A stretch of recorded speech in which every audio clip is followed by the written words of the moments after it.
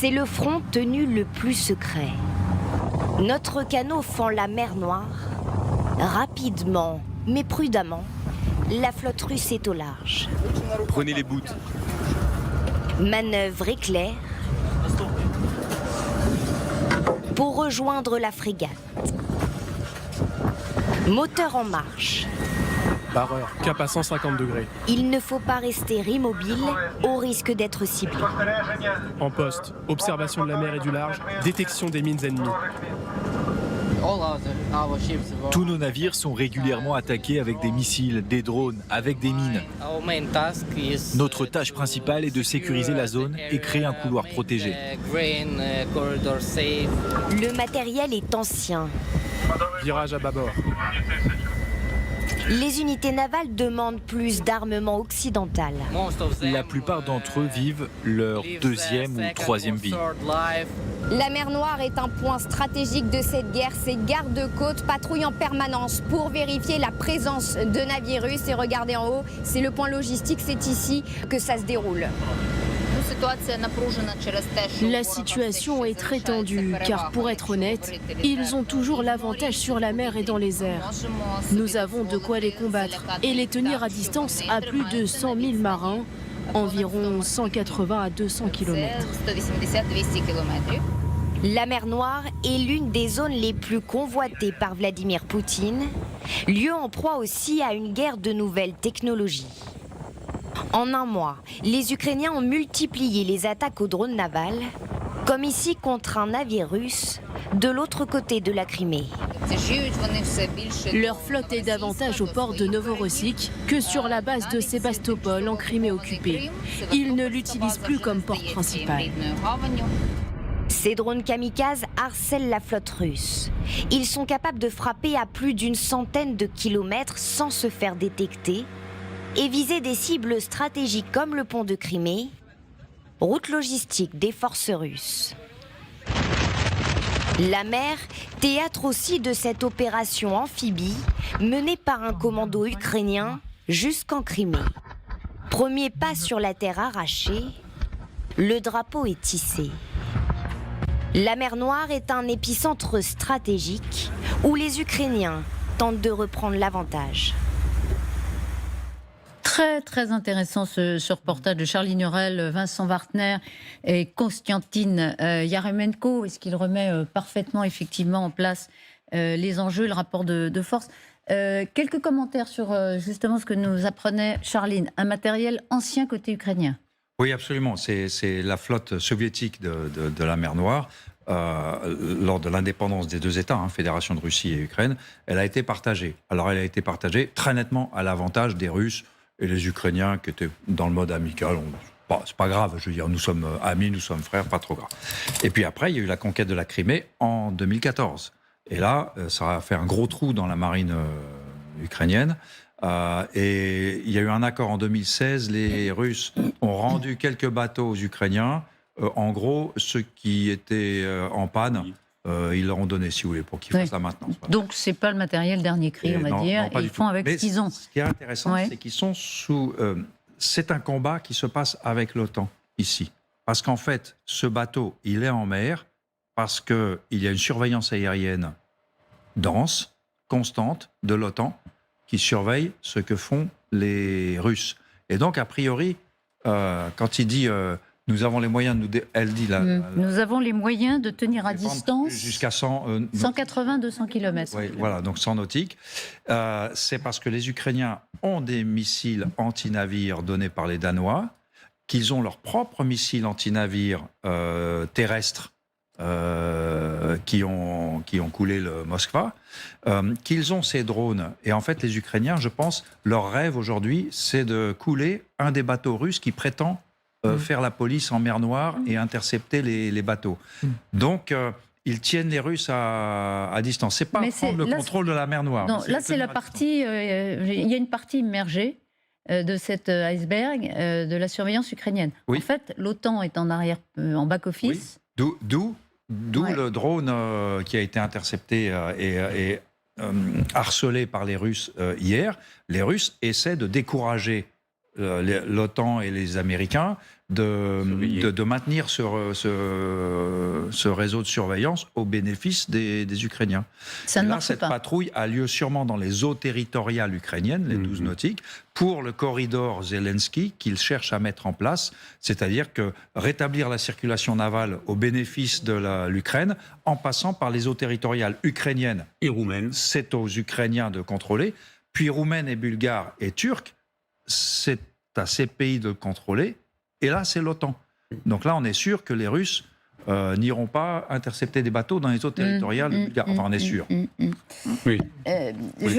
Bien, voilà, on va accueillir tout de suite Jade Partouche parce que c'est important de mesurer effectivement le degré de tension qui existe en mer Noire. Et Jade, pour nous, vous avez recensé, inventorié, on va dire, les affrontements les plus récents qui témoignent de cette tension. Avec ce tout nouveau rebondissement en mer Noire, selon les sources britanniques. Alors, il y aurait des affrontements effectivement autour de plateformes flottantes, gazières et pétrolières qui se trouvent entre la Crimée et Odessa, des plateformes qui bien évidemment sont contrôlées aujourd'hui par les Russes depuis l'annexion de la Crimée en 2014. Alors c'est important ce dont on parle aujourd'hui parce que ce sont des précieuses ressources en hydrocarbures, mais pas que. Je regardais la position stratégique de ces bases flottantes fait qu'elles peuvent également servir d'abord de base de déploiement militaire, de site d'atterrissage d'hélicoptères, de positionnement pour des missiles de longue portée. Donc c'est important ce dont on parle aujourd'hui et c'est surtout le symbole de cette escalade effectivement des tensions en mer Noire depuis la sortie de la Russie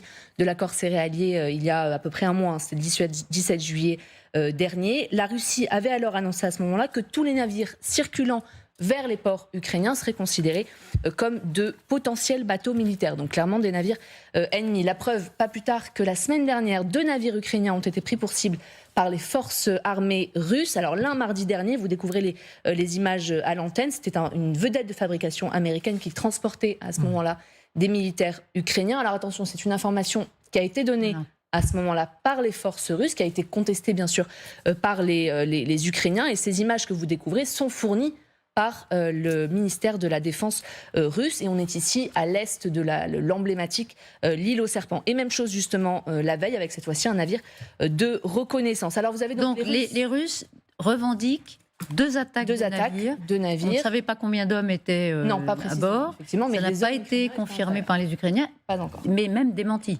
Démenti par les Ukrainiens. Et vous avez en fait les Russes et les Ukrainiens qui se rendent depuis quelques semaines, quasiment coup par coup, j'ai envie de dire, depuis début août, où les forces ukrainiennes, on avait découvert cette image qui était importante, ont accéléré l'offensive en Crimée.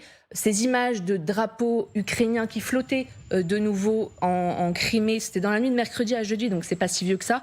Après une opération commando menée depuis la mer, les forces ukrainiennes avaient débarqué, je vous ai préparé une carte pour que vous puissiez visualiser à peu près l'endroit, des villages d'Olenivka et de Mayak. On est donc, vous le voyez, à l'ouest de la péninsule de la Crimée. Donc c'est la preuve de la tentative des Ukrainiens de reprendre le contrôle sur cette mer Noire. Je finis avec cette citation qui est intéressante. Le ministre russe de la Défense décrit les eaux internationales de la mer Noire comme temporairement dangereuse pour la navigation d'autant plus dangereuse que selon la Maison-Blanche, les Russes auraient positionné des mines marines, je parle sous votre contrôle, des mines marines justement aux abords des principaux ports ukrainiens, notamment bien sûr l'emblématique port d'Odessa. C'est intéressant parce que, voilà, on en parlait peu.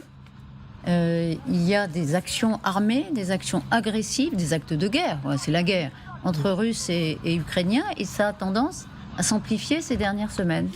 Oui, et il ne faut pas oublier qu'on a, si vous voulez, la reproduction en miroir de ce qui se passe sur le terrain. Là, c'est sur mer, mais ce sont des violations du droit international par la Russie.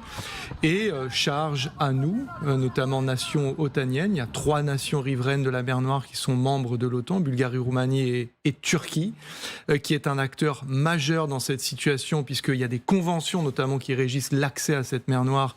Celle de Montreux, je crois, signée en 1936, et qui font de la Turquie la garante de l'application de ce qui est prévu dans cette convention, puisqu'il faut passer les 2 détroits Dardanelles et Bosphore pour rejoindre cette mer. Et la Russie qui essaye de s'imposer, de tester nos limites. On le voit dans le détroit du Danube. On le voit en mer Noire, quand elle s'adonne à des actes de piraterie, littéralement, faisant monter à bord de navires des hommes armés, pratiquant des tirs de sommation, exigeant de pouvoir visiter le navire et pratiquant je ne sais quelle surveillance. Sur des bateaux de quelle nationalité? Internationaux. Palau. Alors, Palau. Oui, pardon. On le verra sans doute avec d'autres si nous ne réagissons. Palau, c'est une île, un micro-État dans le Pacifique. D'accord. Oui. Donc, c'est pas la marine du Palau qui va rétablir la situation en mer Noire. Merci. Une La dernière précision. chose, je trouve vraiment fascinant le reportage de Charline, Vincent et Kostia, je crois, parce qu'il soulève une question qui n'a, à ma connaissance, pas du tout été abordée jusqu'ici. C'est la maritimisation de l'aide militaire à l'Ukraine. On a beaucoup parlé de l'artillerie, des avions de chasse, des ensembles balistiques, etc., etc. Mais qu'en est-il de cette marine ukrainienne quasiment décimée depuis 2014 ? Est-ce que, à un moment, le président Zelensky, comme il a coutume de le faire, va mettre sur la table la nécessité, si on ne veut pas intervenir, de lui pouvoir égaliser le rapport de force en se faisant livrer soit des bâtiments, soit des équipements pour. Est-ce que vous nous dites qu'il a peut-être tardé à faire ce type de demande? Il a priorisé, on sait bien, il a priorisé ce qu'on voit, le militaire terrestre. L'Ukraine refait dans cet espace qu'elle a fait sur le terrain, c'est-à-dire dans l'impossibilité d'égaliser le rapport de force, elle s'adonne à des méthodes asymétriques, l'incarnation de cela étant l'utilisation de drones navals et maritimes, des tout petits engins qui font de gros dégâts. Oui, en fait... Juste, pardon. Oui, en fait, Zelensky a été très actif sur le front mer Noire depuis le début. C'est juste que personne n'est prêt à attention. Sauf vous. Oui, parce que par exemple, les Turcs, les Ukrainiens ont commandé des corvettes que les Turcs sont en train de fabriquer. La deuxième est sur corvette, cale. c'est quelle un action? petit bateau comme celui qu'on voit. Donc par Alors c'est de la surveillance navale, de la sécurité. C'est un peu plus qu'un patrouilleur de police, si vous voulez. Et c'est donc fait pour surveiller les eaux et justement chercher les mines et voilà. Et donc pour l'instant, les Turcs sont en train de fabriquer le deuxième. Le premier a été, je crois qu'on a cassé la bouteille de champagne contre la coque il y a quelques mois. Je crois que c'est la femme de Zelensky qui est allée. Exactement. Zelensky a demandé à l'OTAN d'aider les Bulgares et les Roumains à renforcer leur marine, au sens où vous n'auriez pas des petits bateaux à leur donner pour qu'ils puissent mieux contrôler leur espace, ce qui aide les Ukrainiens indirectement. Et donc les Ukrainiens et les Turcs se sont insurgés contre l'histoire de l'interception illégale du sucre au Cannes.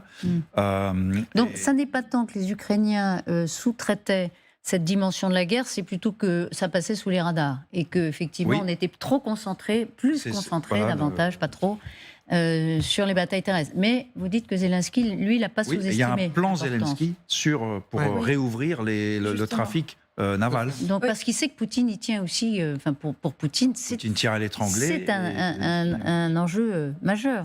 On en parlait peut-être au moment parce qu'il y avait la question de la Crimée, parce que pour nous, la Crimée, c'est en presqu'île capitale pas que de la récupération de l'intégrité territoriale ukrainienne, mais aussi quand on parle de la mer Noire. La Russie, elle est en train de faire de la mer Noire son lac interne. Est-ce que ce que nous, on veut empêcher, et on pense que la communauté internationale a aussi sa part à faire, parce que l'accord du grain, du céréales dont on vient de parler, la Russie se retirant de cet accord-là, l'Ukraine, elle a dit, oui, on comprend votre intention, vous voulez nous étouffer économiquement en ciblant d'ailleurs aussi les silos de grains à Odessa, mais dans ce cas-là, on va assurer ce corridor sûr par nos eaux internes et aussi par les eaux internes de nos alliés. D'où l'importance de ce dispositif maritime, mais internationalement soutenu. C'est-à-dire que c'est pas que l'Ukraine, elle est bien d'accord de vraiment livrer tous ces céréales et grains pour le Sud, mais c'est aussi côté occidental ou côté international qui devrait être assuré. Pour être précis, hier, l'Ukraine a annoncé qu'elle avait fait partir un deuxième cargo en une semaine de son port d'Odessa, bourré de blé et de céréales, malgré l'interdiction des Russes. Et les Russes, eux, donc la semaine dernière, vous nous le disiez, Jade, ont menacé de couler, comme on dit. Alors, il n'était pavillonné à Hong Kong. Alors du coup, ils l'ont laissé passer. Non, mais aussi, excusez-moi, il a suivi les eaux territoriales. Attendez. Vous êtes trop initié là. C'était donc un navire ukrainien sous pavillon hongkongais que les Russes ont laissé passer. 15 août ou le 16 août, je crois, un bateau qui s'appelle le Joseph Schult, qui était dans le port d'Odessa depuis février 2022, un des 60 bateaux retenus dans le port d'Odessa, qui est donc sorti pour naviguer vers la mer Noire en passant, entre autres, par des eaux internationales. Et là, bizarrement, les Russes l'ont suivi et ne l'ont pas intercepté, ne lui ont pas demandé de se soumettre à inspection. Et forcément, les Ukrainiens s'étaient arrangés pour que ce soit un bateau pavillonné à Hong Kong. Ah oui, voilà. Donc là, les Russes sont quand même prudents. Vous voyez, pas là-haut, on veut bien. Hong Kong, c'est la Chine. Hein. Alors, Moscou avait fait savoir mercredi dernier que les navires qui s'aviseraient de faire route vers les ports ukrainiens seraient considérés comme des cibles militaires vers les ports ukrainiens. Or là, ce sont des navires qui sont bloqués sous pavillon Liberia ou plein d'autres, ou d'autres pavillons qui veulent sortir. Oui. Donc là, il y a deux choses différentes. D'abord, pour qu'ils aillent, vers l'Ukraine, il faut aussi qu'ils passent les droits turcs. Donc là, ça dépend de la Turquie. Ce que je voudrais dire, excusez-moi, ce qui est important, je pense, c'est qu'il est en train de se mettre en place. Ça va prendre du temps, j'entends bien, mais il est en train de se mettre en place une alternative à cette affaire-là, parce que évidemment, à cette affaire de livraison de grains, c'est ça qui est important, parce que c'est 30%, grosso modo, l'Ukraine a perdu 30% de ses exportations depuis la guerre, et c'est quand même de l'argent, excusez-moi, même si, première chose. Donc actuellement, les Roumains sont actuellement, avec l'aide de l'OTAN d'ailleurs, et sans doute de l'Europe, est en train de mettre en place une alternative. Ça va prendre du temps, mais élargir les canaux, mettre en place des voies ferrées plus nombreuses, de façon à pouvoir exporter ce grain en dehors de cette mer Noire que les Russes essayent de verrouiller. Mais enfin, il y a encore beaucoup de bateaux qui veulent sortir. Non, mais ce qu'on craint, dans le fond, c'est un accident majeur. C'est qu'il se passe quelque chose qui soit très très important dans ce contexte de tension. Alors, bien sûr, oui, mais je crois que ce qu'on doit craindre, c'est que la Russie parvienne à faire en mer Noire ce qu'elle n'est pas en train de réussir à faire avec l'Ukraine, c'est-à-dire qu'elle privatise une mer chaude, et c'est un enjeu géopolitique absolument majeur pour elle, et qu'elle impose par la peur et la terreur sa volonté, encore une fois, à des nations otaniennes qui ont les moyens de défendre, encore une fois, pas leurs droits, mais le droit international dans cet espace qui est régi par des conventions auxquelles toutes les nations du monde sont soumises. Donc il y a vraiment cet enjeu-là. Et pour la Russie, il y a autre chose. Et Thierry Wolton a très bien expliqué, c'est une manière de faire davantage souffrir l'Ukraine, donc la faire souffrir économiquement, mais aussi d'arsenaliser la faim, puisque c'est ça aussi l'enjeu, la faim FAIM, c'est-à-dire d'instrumentaliser la faim dans le monde et faire à nouveau planer cette menace qui avait un petit peu disparu avec l'accord qui avait été trouvé sous l'égide des Turcs avec l'aide de l'ONU. Donc on est un peu retour à la case départ et charge encore une fois à l'OTAN de réagir fermement là-dessus. Justement, quid de la carte à jouer de la Turquie, parce que c'est une mer fermée, donc on imagine que la puissance frontalière turque a un intérêt à jouer là-dedans. Bien sûr. C'est lequel et en quoi il se matérialise aujourd'hui? Elle est encore une fois signataire et elle est l'autorité garante du respect des accords de Montreux, donc qui régissent encore une fois sous certaines conditions. Il y a plusieurs clauses, c'est-à-dire il y a tant de guerres, tant de paix, tant de guerres où la Turquie est impliquée, tant de guerres où la Turquie n'est pas une nation belligérante, qui régissent l'accès donc des trois Bosphores et Dardanelles. Et Erdogan, qui se veut être à la fois médiateur, néo-empereur, etc., c'est son autorité, bien sûr. Et, soit dit en passant, lui aussi est en partie dépendant de ces céréales ukrainiennes russes. Donc, la maîtrise de la mer Noire, clé du conflit, une des clés du conflit. Oui, clé du conflit. Oui, ça, c'est important de le dire.